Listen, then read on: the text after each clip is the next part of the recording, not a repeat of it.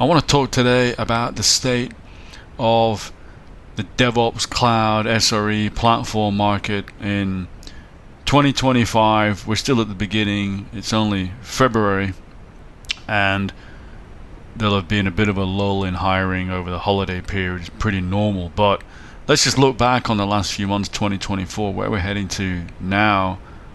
I have been looking in the market, and there's been a big squeeze. What a lot of people don't realize, first and foremost, is that the economic picture, macroeconomics, that dominates.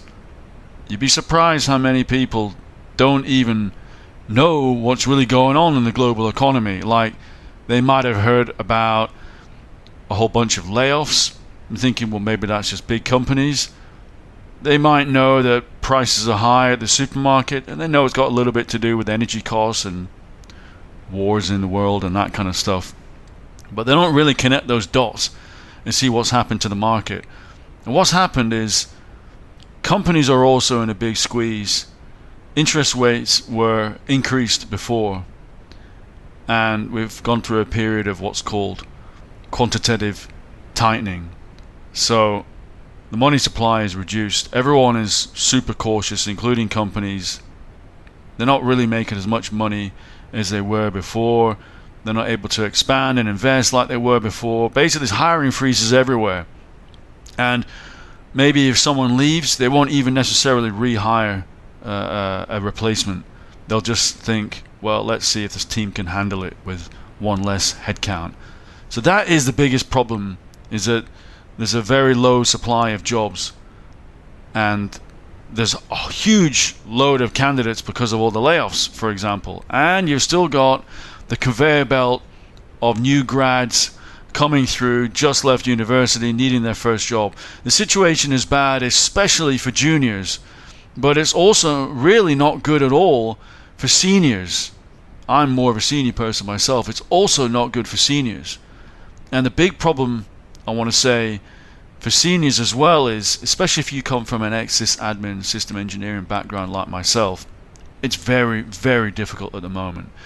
There was already a split in the industry between, we got this candidate pool, especially going to DevOps and cloud as well, and SRE and platform.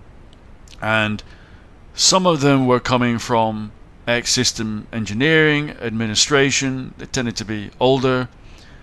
And some of them were coming from a more software engineering background. Maybe they were completely fresh out of college, or maybe they just had a couple of years experience. And there was always differing opinion on which to go for if you have a choice about it. Well, what's happened now, because of all the squeeze on money, is, in fact, there's a distinct lack of just generally DevOps jobs completely. What happens more now is, oh, if you're already a developer, then we're just going to make you responsible for deploying your software into production as well. So you can do all the pipelines, you can do all the glue, you can do all the non-primary development work to get your microservices or whatever into production.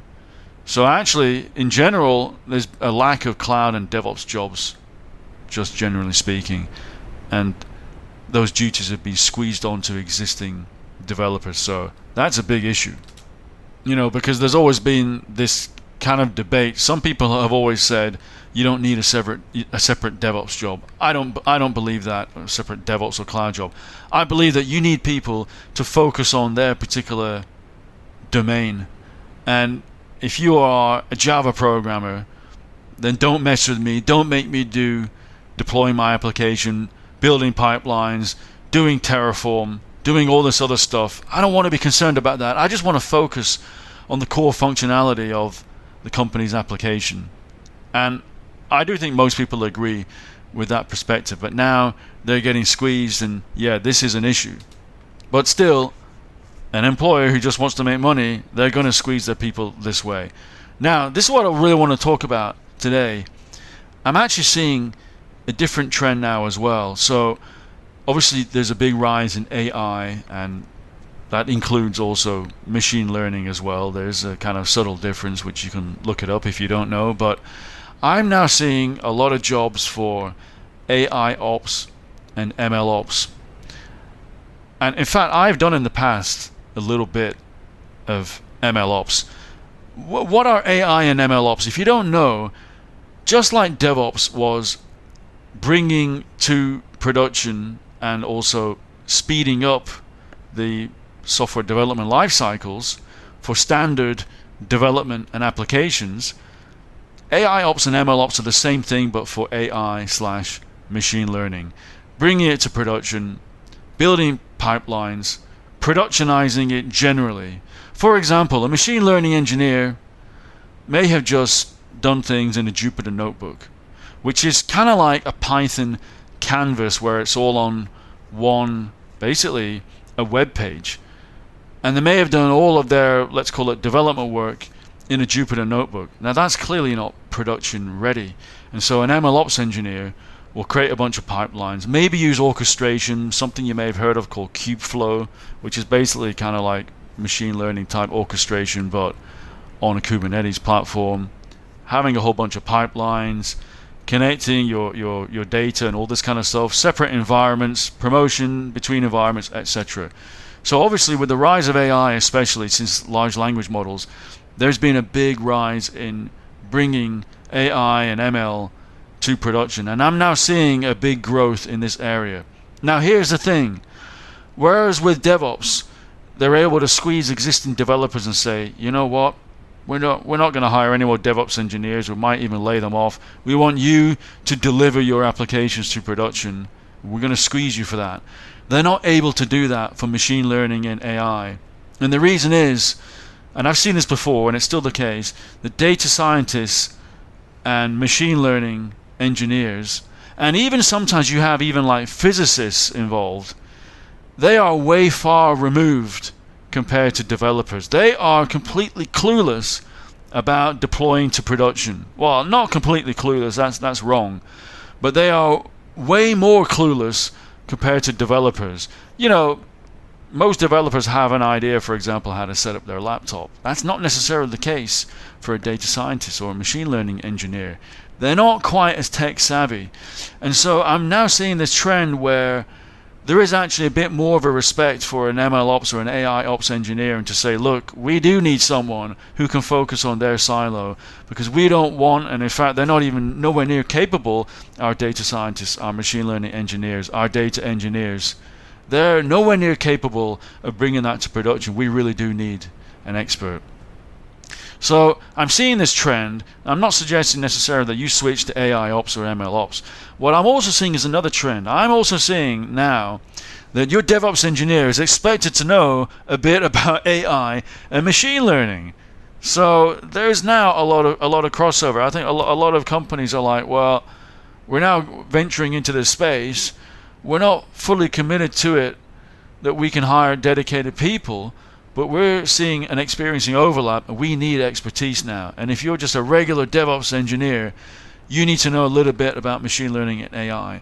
So all of this that I just said, for that reason, you're gonna see now in the next few weeks and months, I'm gonna start bringing out more content based on that, because frankly you need it. And I know it's crazy, we all want to focus.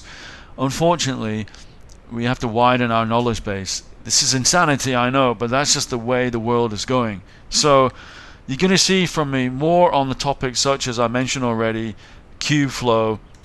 If you look at job descriptions, you're going to see more of this kind of stuff. Deep learning frameworks, I'm going to have some introductions to things like TensorFlow, PyTorch, scikit-learn. I'm going to be a lot of intro stuff for stuff like LLM orchestration frameworks, LangChain, Llama Index. So yeah, it's crazy, and I'm not particularly a fan of this, but this is just what the market is demanding in 2025, and I don't expect this to revert back to the old way. This is, I think, the future. Now look, in 5 years there is an estimate that we're going to have AGI and ASI. So AGI is artificial general intelligence, and ASI is, I think, artificial super intelligence. This is where things are going to be super crazy and super automated. We don't know what our jobs are going to look like in 5 years, but in the meantime, I think it's definitely worth learning about these things. In the medium term, there's going to be a crazy shake-up. Nobody knows what their job will look like. But I think this will potentially help you to learn about some of these new topics. So that's what I want to let you know about. That was just it, really. Those are my current thoughts about the state of the market as we begin 2025 and looking ahead. It's a very tight market, and there's now a lot more AI LLM relevance that I think you need to know, and I'm going to hopefully help you out with. So that was it. Hope you enjoyed this, and I will speak to you again soon. Take care. Bye bye.